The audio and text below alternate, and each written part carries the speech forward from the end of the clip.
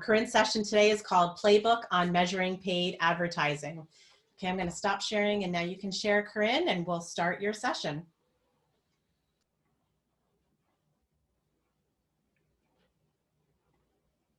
Great, thank you.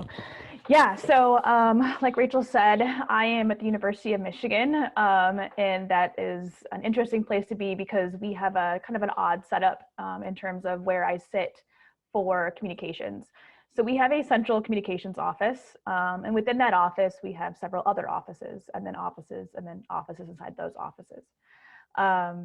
So I sit in the marketing office, public affairs, social, Michigan News are also within my unit. And within our marketing office where I sit, we also have auxiliary units. We have actually 3 of them. Our in-house agency, our in-house photo team, and our in-house video team. And within our in-house agency, I directly oversee a team of digital marketers, 4 of them to be specific. And if you don't know what an auxiliary unit is, it's essentially we have to pay for ourselves. And what that means is my team has to charge for their time and their media. So if you want a campaign, let's say, and you want our help, we would charge for the media spend and then also the time it takes to set that thing up. So it's kind of a unique setup in that, our in-house agency is not generally funded. And I think that's important for context. We also have just now started doing digital marketing at the University of Michigan at a central level. So in 2018, I was hired, and right about that time, the University of Michigan's Central Communication Office started 2 digital marketing campaigns, and they were outsourced to an outside agency. Prior to that, we had not touched paid media at all at the central level. So I was hired. I said, you know what, let's bring these campaigns in-house and see what we can do. And so we brought the campaigns in-house. I managed those campaigns.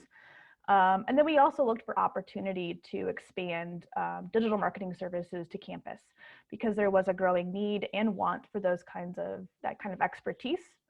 And so we said, okay, let's do it. Obviously, that turned out just fine. We are now October 2020. I have myself and a team of 4 dedicated to this service at the university.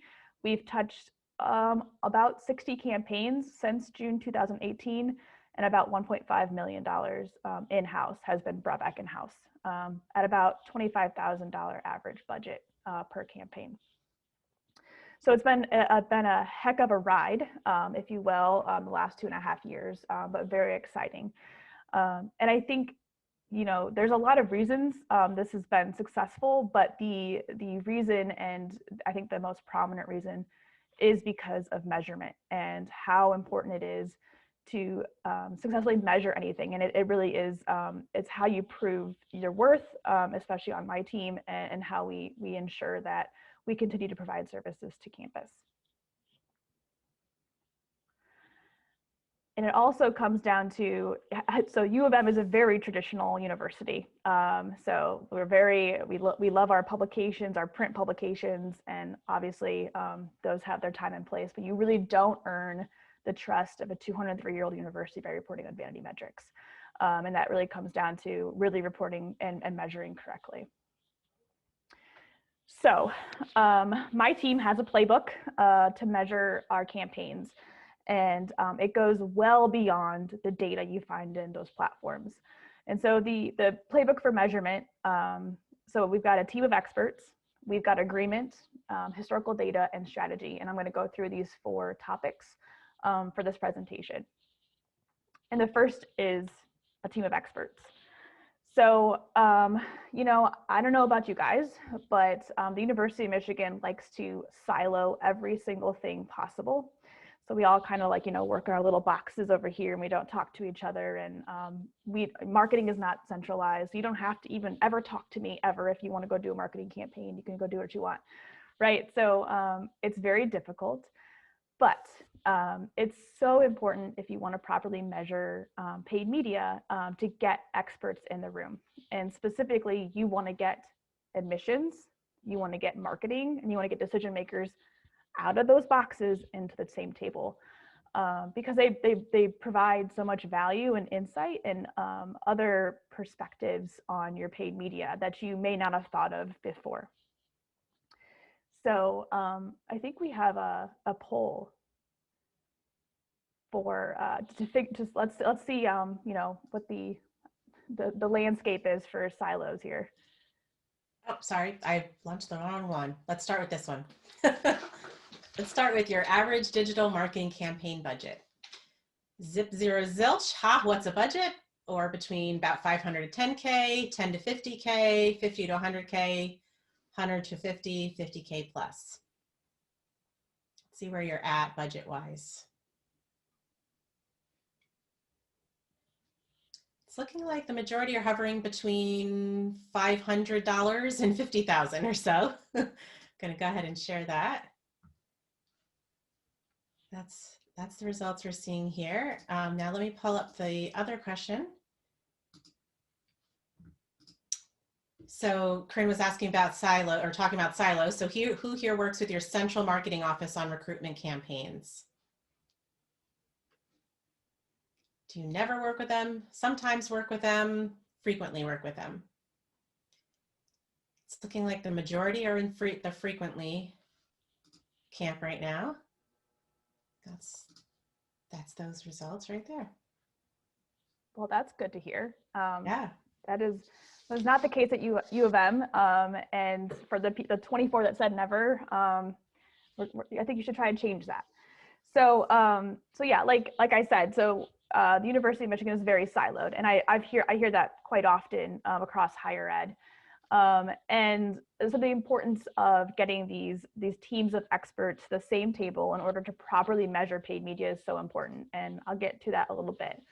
But if you're having trouble doing this, and I hear quite frequently that getting admissions and marketing and other teams to the same table can be political at times, here's a suggestion. So when I started in 2018, I created a workplace group, and a workplace is a Facebook product for like internal teams. Essentially, it's like a Facebook for colleagues.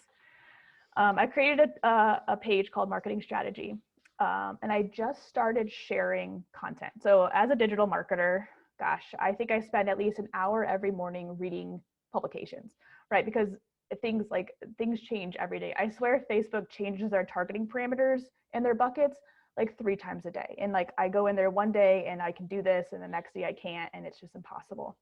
So obviously we're reading and updating ourselves. And so if I found something of interest, I posted to this group on Workplace, and all of the entire University of Michigan essentially can access this page. So I kept doing that every day as I try to help and try to keep everybody else up to date. And today we're at 662 University of Michigan communicators following that page.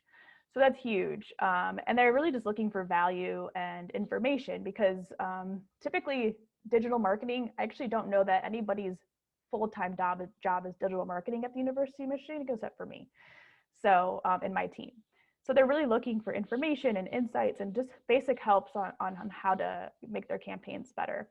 And so, educating them, empowering them, and it's a very genuine attempt to help the university as a whole get better, and that provides value. And so this really did help break down some of those silos. I saw your post on Workplace, and I sent you an email. Can you help us with this? And I always say yes. I always answer yes. I can help you.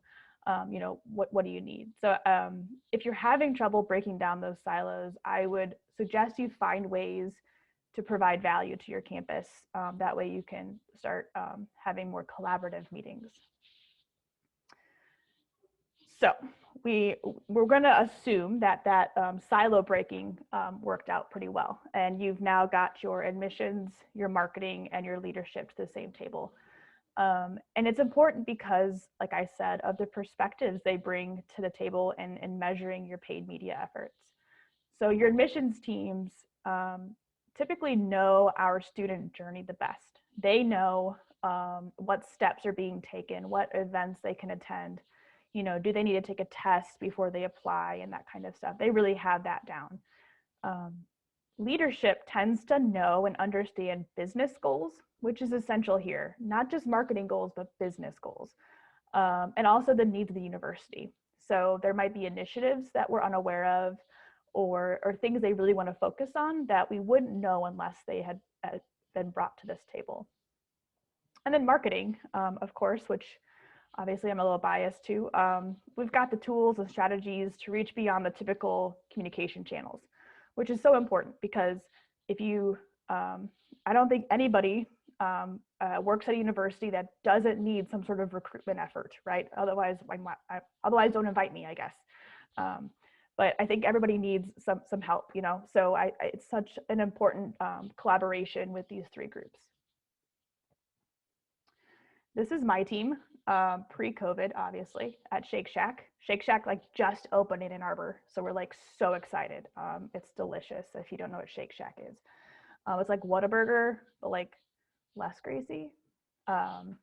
Anyway, so the importance of understanding experts at the table and what it takes. I also want to stress that marketing is a specialized skill, and you cannot simply just do digital marketing. You cannot successfully just go buy a Facebook ad. It doesn't work that way. You could do it, you're just not going to be very successful. So I want to stress how important it is to hire and utilize people who understand this industry and this skill. Because let me tell you, your entire career could be based just on how to buy Google display ads well, because there's just so much that goes into it that you have to understand. So you can't just do it. You have to have a team of experts and those specialized skills to really understand digital marketing. So work with your central marketing team, find the people who can really help with this effort. Oops. So we got the people to the table. Now we're going to talk about agreement. And agreement is much harder than it sounds because you know, there's a couple of things. So the obvious thing you have to agree on, right, is the goal. But the goal is not that easy to agree upon because I often hear, we want to increase awareness of this program. We got a brand new program. We want to increase awareness of it.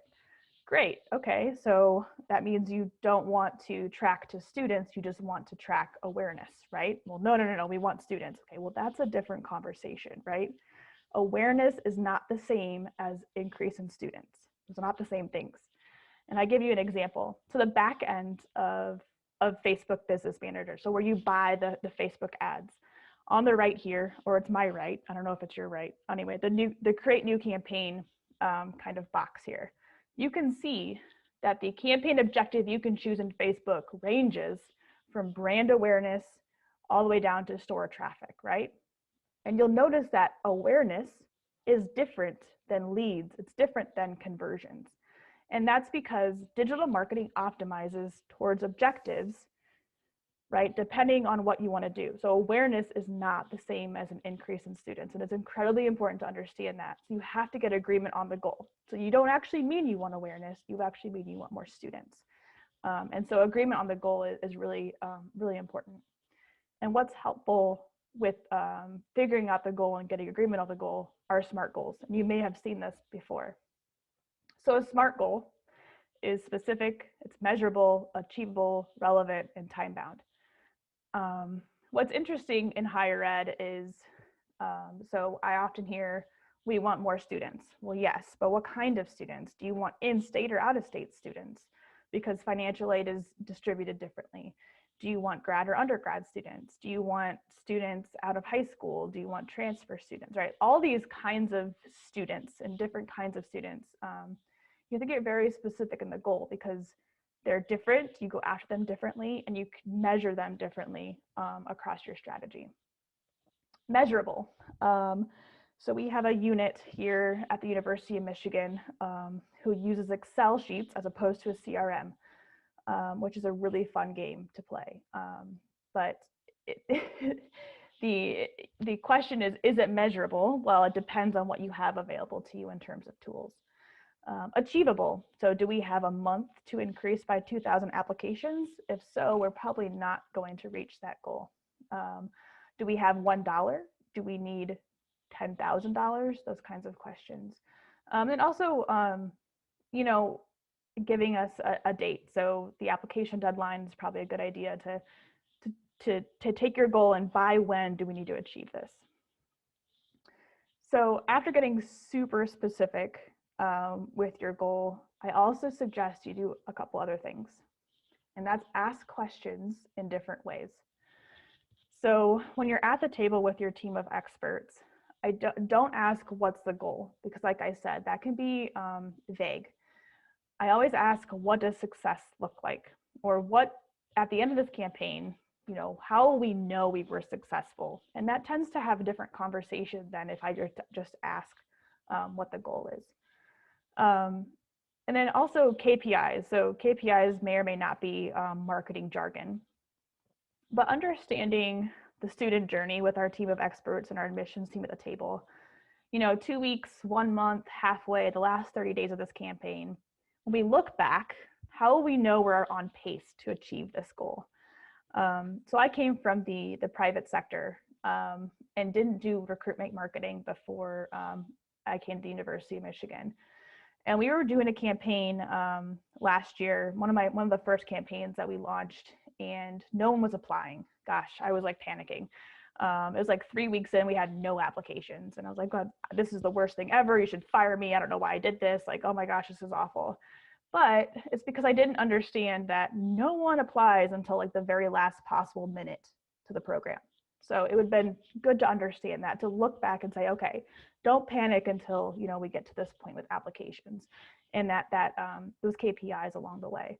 So understanding what touch points do we need to have in order to predict if we're going to be successful.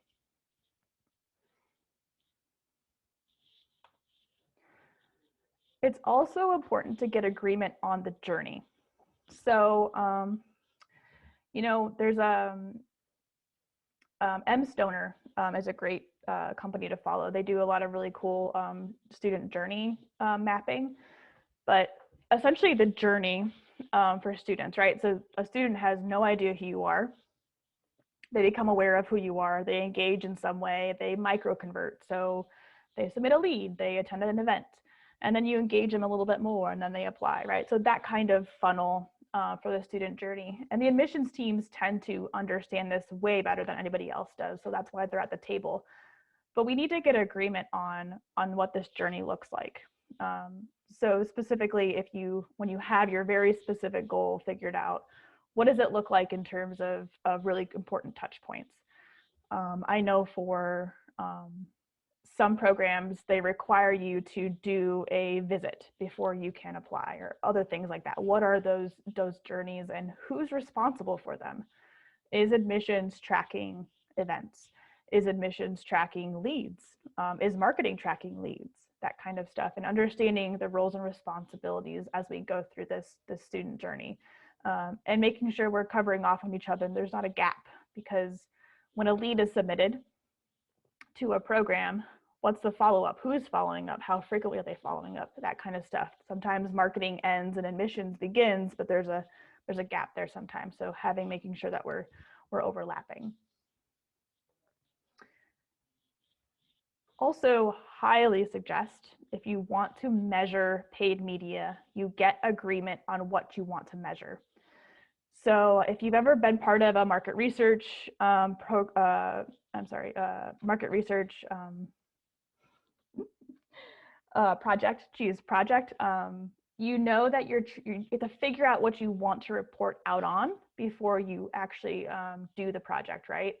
So it's super important to understand what leadership, what admissions, what your internal marketing teams want to see in order for this campaign to be successful. So along the way, what do they want to report out on? And reporting comes in many forms. So you'll see here, I've got a screenshot of a Google data dashboard. It's very marketing jargony. It's very internal, and it kind of gives us the pulse on a couple of things that are happening, website analytics and other things. There's visuals, right? People want to understand, you know, how pretty this is, especially my creatives. They just want to see the ad. They don't want to look at my data. My leadership tends to want narratives. I write like a novel on what's happening, and they like that it's presented that way. There's also one-sheeters, right? My boss's boss wants everything to be put onto one paper, one sheet of paper, right? And I don't know how I ever managed to do that, but one-sheeters, right, to give you some high-level overview. But it's really important to understand that if you want to understand how many RSVPs to this event happened, you have to know that you're going to need that data in order to set up the measurement for that data. Otherwise, it's not going to be collected. You're not going to look for it. So understanding what the report deliverables need to look like at the end of all of this is super important, and get agreement on it early on so you can set up your strategy to measure.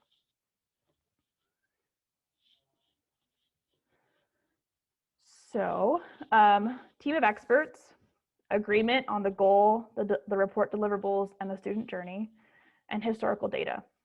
Historical data tends to blow up the goal at this point, especially when you learn about historical trends.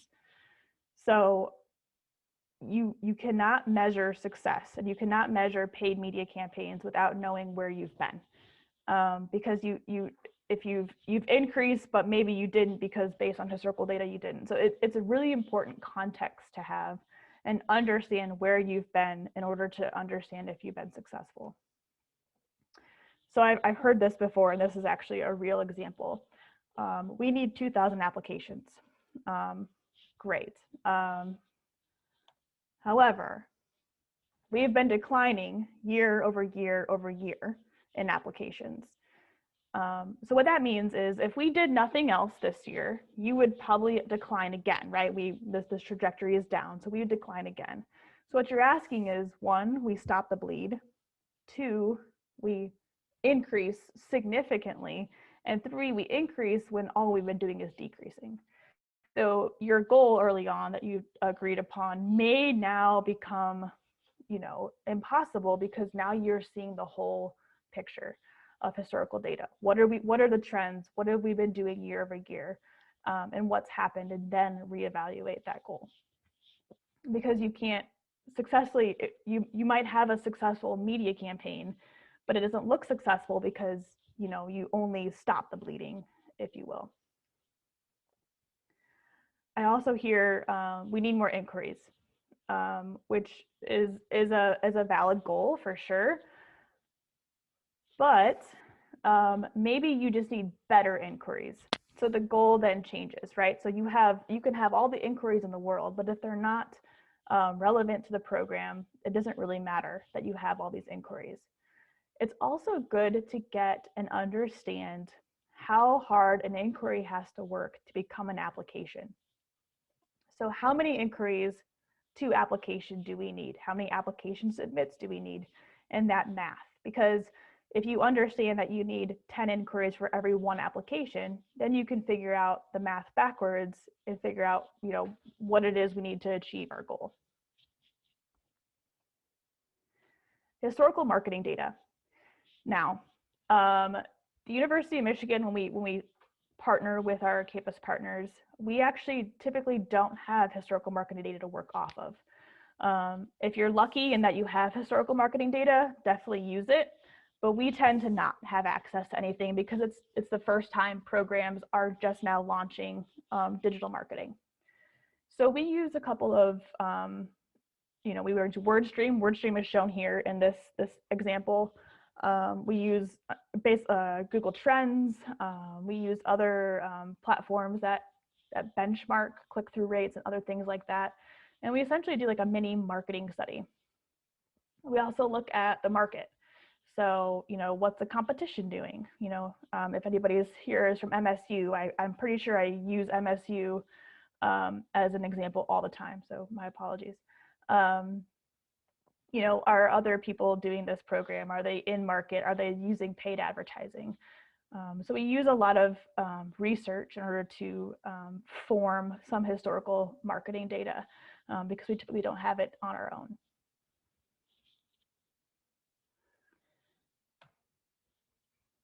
So the whole picture becomes a little more apparent now that we've talked about the goal, we've talked about the journey, and we've talked about historical data. So let's say, for argument's sake, that the goal of this campaign is to increase applications, the residential MSM program, by 48 applications by April 15th, 2021. It's a pretty solid goal, and hopefully based on historical data and other factors that we've decided that this is pretty reasonable. We also can look at the journey, right? So if you want to measure something, you have to know what you're measuring. And the impressions to page views to inquiry to applied is typically what we use. So impressions, right? So ads served to the landing page. Landing page has a form of some sort, or our request for information form. Someone submits that and then they apply. That's not that magical, but you get the idea.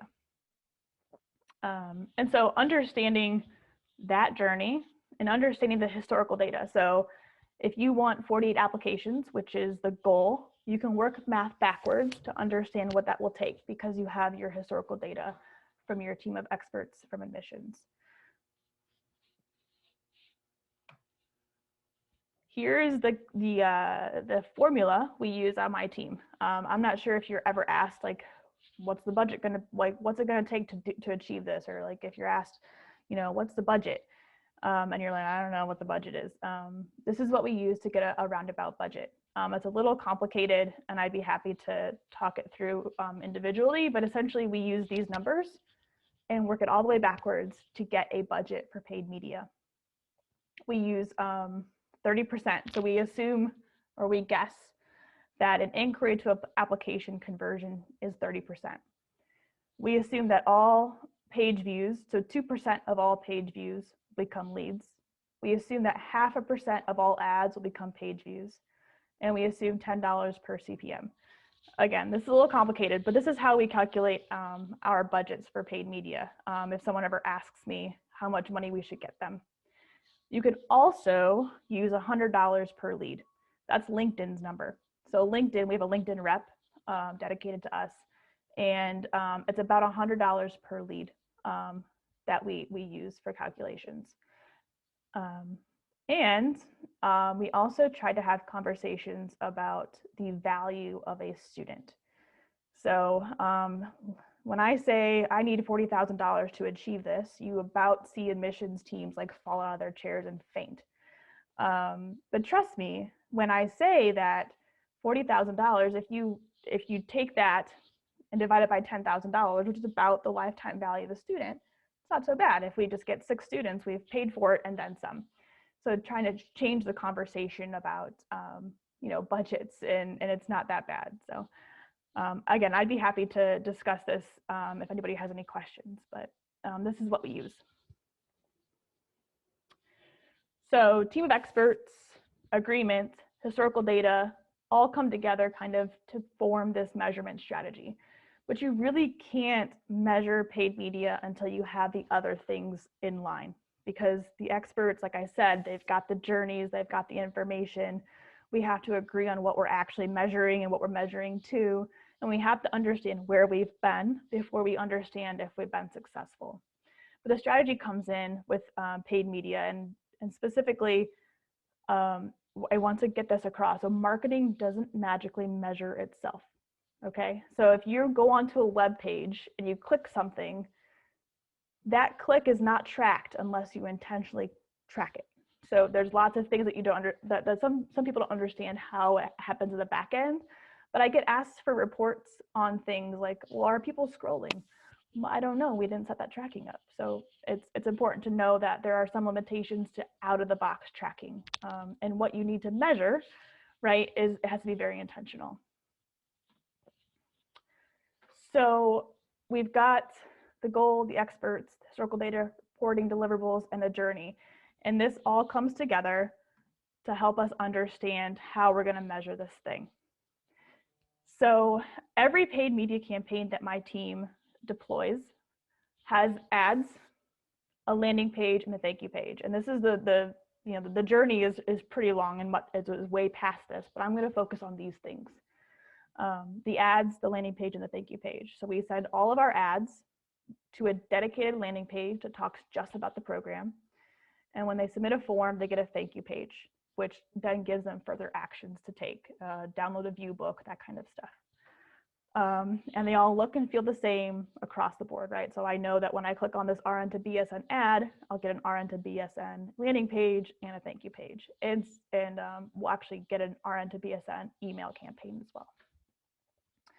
So tracking these things and understanding how to measure them properly, because we have our goal, because we have our experts at the table and our student journey, we understand what we're trying to deliver on in terms of reporting. We can then start to think about how we're going to measure this thing. So ads, automatically, if you go buy a Facebook ad today, you'll get vanity metrics. And vanity metrics is typically like a dirty word, but essentially just, how many ads were served, how many likes did I get, how many comments did I get, that kind of stuff. The things that you can see in Facebook automatically. And you can look into Business Manager and Google Ads Manager. So my team uses Google Ads and then all the social platforms. Extra reporting, if you will, requires more steps. So if you want to understand how many people submitted an inquiry off of this ad, that's an extra step, and that requires pixels. Gosh, pixels are a dirty word in higher ed too sometimes, I feel like. Pixels are your friend. Go talk to your ITS people if they're having problems with it, but pixels are your friend. So pixels, Google Analytics, Google Tag Manager, and UTMs. Those are a lot of words, and I'll get to those in a little bit. But if you want to understand anything beyond vanity metrics, you have to set up extra reporting, measuring, tracking. So we use Google Tag Assistant. So you can download these to Chrome today. Tag Assistant by Google and Facebook Pixel Helper. These will tell you, so if you can go to any website right now, download these and go to a website, it'll tell you all the tags that are on that website. It'll tell you what's being tracked, who is tracking you, what is, all that kind of stuff. What it'll also do is if you go to your .edu website and turn these on, it'll tell you if your pixels or your tags or your Google Analytics codes are properly installed. It's a great exercise. You'll be horrified at how often it's not installed correctly and no one caught it. And don't go down this rabbit hole right now, but go download these to Chrome and use them when you're installing pixels. UTMs. We talked about pixels, right? So pixels, essentially, you take it off of Facebook, you say, hey, Facebook, give me a pixel. It says, okay, great, here's a pixel. You take that pixel, you put it on your website, and then it'll talk to each other. Your website will talk to Facebook. You can also add UTM codes, and I believe the next presentation talks about UTM codes as well. And this is actually an auto-generated one. So Facebook, for example, in Facebook, we say, I want you to use the campaign name and ad name for this. So essentially, so if I want to track to University of Michigan website, so umich.edu, right, is the beginning of the UTM code. And you add this code to the end of it. And what that code does is it tells Google Analytics how you want this to be tracked.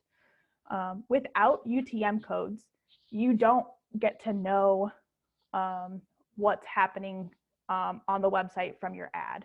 So if I click on an ad and I go to a website and then I submit a lead, without a UTM code, you don't get to know that I came from the FY21 on-campus recruitment campaign and from the adult nurse practitioner ad. You don't get to know that unless you're doing this extra setup.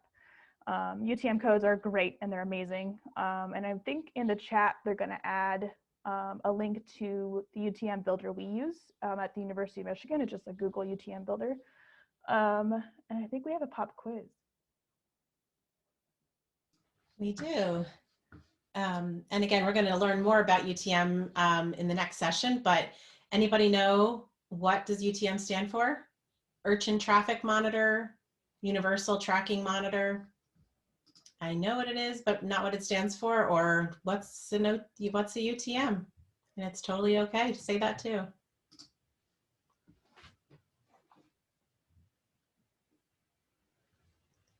All right. Universal Tracking Monitor had 62% of the responses. But But it's not. it's not. I know. It was a trick question. It's actually Urchin Traffic Monitor. So Google that later to find out why. So we also talked about landing pages and thinking pages. So I've actually never seen a website come out of the box with automatic tracking. Maybe there is something that exists, but I'm unaware. So we build websites, and unless you take the extra step of adding analytics to it, it's not going to track anything for you. If you add analytics, so we use Google Analytics here at the University of Michigan, it will track basic metrics. Again, it's like website vanity metrics. So how many people came to your website, what pages do they view, that kind of stuff. But if you want to track anything beyond those basic measurements on a website, you have to have extra tracking and monitoring. So let's say in your student journey, a view book download is important, and it's one of the key steps in the student journey. You won't be able to see how many downloads of that happen on your website unless you intentionally track it. So conversions, demographics, you have to turn demographics on in your Google Analytics, events. If you want to understand, so they're going to talk about SEO later on in this today. If you want to understand what people are searching in Google to get to your website, you have to turn that on as well. So there's special things you have to enable and use in order to understand the full journey and what's happening on your website. And it's not just setting up Google Analytics, it's enabling and adding and intentionally changing things in the system. So Google Analytics, a couple of things you can do. So goals. So goals are pretty basic in Google Analytics. And Google has an incredible amount of how to do things. So they're really great at explaining. But goals, if you're running Google AdWords, you can connect your AdWords to your Google Analytics and they'll talk back and forth to each other. Search Console, which is huge for SEO. Demographics, like I said, you have to enable those. And there's this tool that allows you to annotate in your analytics. So you've got spikes, let's say, like you're trying to look back over the year to see what's happened, and you see these giant spikes. Instead of trying to figure out what the heck happened that day, on that day, annotate what happened. So we sent a newsletter on this day, and that's why it's spiking. And you can add notes to your Google Analytics to make sure that you're tracking properly. And then Google Tag Manager, which is also something we use at the university. So Google Tag Manager is this awesome tool that essentially is like, it holds all the things that you need. It holds them very nicely as well. So it holds all your pixels, all your tags. And what it does is it makes it so you don't have to ask a developer every time you need something. So we don't want to put developers out of a job, but they're very busy doing other things. So it's Google Tag Manager helps you kind of go around the developer and update the things you need for your campaigns. It also helps you troubleshoot, and it reduces load times. So before Google Tag Manager, or instead of Google Tag Manager, some people add events directly to their code of their website, and that can slow their load time on their websites. So Google Tag Manager also facilitates that for you. So Tag Manager, and you can see in this example, we have LinkedIn, Twitter, and Facebook pixels. So if an ad comes to the page that this Tag Manager is on, we'll be able to see those events. We also have view book download, for example. So you have to tag that, right? So we have that as a thing that we're tracking in analytics. If you want to understand external clicks, so how many people are clicking off to this Zoom webinar, you have to track that. So those kinds of things are really important to understand. And I think in the chat also, there'll be added, so a link directly to the launch checklist that my team actually uses. I just copied it over to a document that you can't mess up. So it's a launch checklist of all the things for Google Analytics. And actually it has a link to every reference on the Google site that you can find more information about each individual item. So I hope that's helpful. But we go through and ensure that all this is enabled and done before we launch a campaign, because in order to measure, like I said, successfully conversions and not just vanity metrics, you have to have all these things set up. Okay, that was a lot. I feel like I talked really fast. So a team of experts, admissions, leadership, marketing, agreement on the goal, on the report deliverables, and on the journey. Historical data, because it's so important to understand if you're doing this and you want to do this, how hard it's going to be. You know, if you're decreasing year over year over year and you want to increase, how hard is it going to be, and what's it going to take, and understanding the context you're coming from. And the strategy. So understanding that if you have a student journey and you want to track, you know, view book downloads on your website, that's an extra step. You have to enable pixels or events and other things in order to track those events. And you should hire somebody who knows what they're doing, for sure. And that's it. My email is corinne@umich.edu. And I got that email, I don't know how, but it's my name @umich.edu. Please, if you got any questions, I'm also Twitter @CorinneMyers. So. Awesome. Thank you so much, Corinne.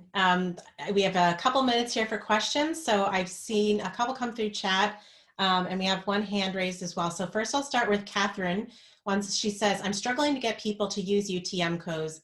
How do you get buy-in? Oh, that's a good question. So I usually don't need buy-in. I usually just do it. So I don't necessarily ask permission for things that I don't need anybody else to do.